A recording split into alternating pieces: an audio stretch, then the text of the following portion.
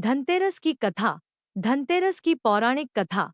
जब किसान के घर ठहर गई मां लक्ष्मी, कार्तिक कृष्ण पक्ष की त्रयोदशी तिथि के दिन धनतेरस का पर्व पूरी श्रद्धा व विश्वास के साथ मनाया जाता है। धन्वंतरी के अलावा इस दिन देवी लक्ष्मी और धन के देवता कुबेर की भी पूजा करने की मान्यता है।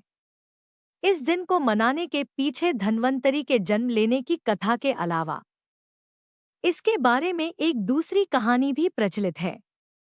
कहा जाता है कि एक समय भगवान विष्णु मृत्युलोक में विचरण करने के लिए आ रहे थे, तब लक्ष्मी जी ने भी उनसे साथ चलने का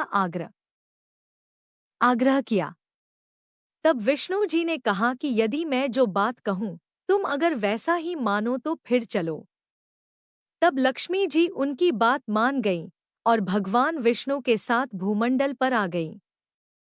कुछ देर बाद एक जगह पर पहुंचकर भगवान विष्णु ने लक्ष्मी जी से कहा कि जब तक मैं न आऊं तुम यहाँ ठहरो। मैं दक्षिण दिशा की ओर जा रहा हूँ, तुम उधर मत आना। विष्णु जी के जाने पर लक्ष्मी के मन में कौतूहल जागा कि आखिर दक्षिण दिशा में ऐसा क्या रहस्य है जो मुझे मना किया गया है, और भगवान स्वयं चले गए। लक्ष्मी जी से रहा न गया और जैसे ही भगवान आगे बढ़े लक्ष्मी भी पीछे पीछे चल पड़ी। कुछ ही आगे जाने पर उन्हें सरसों का एक खेत दिखाई दिया जिसमें खूब फूल लगे थे। सरसों की शोभा देखकर वह मंत्रमुग्ध हो गई और फूल तोड़कर अपना श्रृंगार करने के बाद आगे बढ़ी। आगे जाने पर एक गन्ने के खेत से लक्ष्मी जी गन्ने तोड़कर रस चूसने लगी। उसी क्षण विष्णु जी आए और यह देख लक्ष्मी जी पर नाराज होकर उन्हें शाप दे दिया कि मैंने तुम्हें इधर आने को मना किया था, पर तुम न मानी और किसान की चोरी का अपराध कर बैठी। अब तुम इस अपराध के जुर्म में इस किसान की 12 वर्ष तक सेवा करो। ऐसा कहकर भगवान उन्हें छोड़कर क्षीर सागर चले गए। तब लक्ष्मी जी उस गरीब किसान के घर रहने लगी। एक दिन लक्ष्मी जी ने उस किसान की पत्नी से कहा कि तुम स्नान कर पहले मेरी बनाई गई इस देवी लक्ष्मी का पूजन करो, फिर रसोई बनाना, तब तुम जो मांगोगी मिलेगा। किसान की पत्नी ने ऐसा ही किया। पूजा के प्रभाव और लक्ष्मी की कृपा से किसान का घर दूसरे ही दिन से अन्न, धन, रत्न, स्वर्ण आदि से भर गया। लक्ष्मी ने किसान को धन धान्य से पूर्ण कर दिया।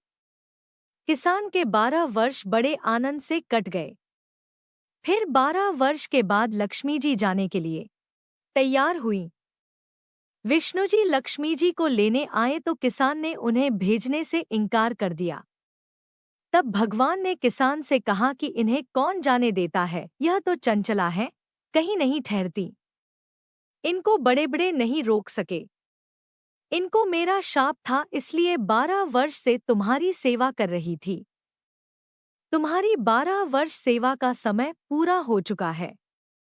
किसान हठपूर्वक बोला कि नहीं, अब मैं लक्ष्मी जी को नहीं जाने दूंगा। तब लक्ष्मी जी ने कहा कि हे किसान, तुम मुझे रोकना चाहते हो तो जो मैं कहूँ वैसा करो।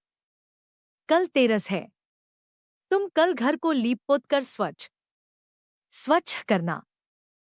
रात्रि में घी का दीपक जलाकर रखना और सायंकाल मेरा पूजन करना, और एक तांबे के कलश में रुपए भरकर मेरे लिए रखना। मैं उस कलश में निवास करूंगी, किंतु पूजा के समय मैं तुम्हें दिखाई नहीं दूंगी।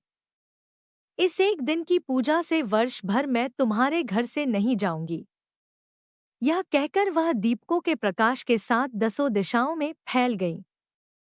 अगले दिन किसान ने लक्ष्मी जी के कथानुसार पूजन किया।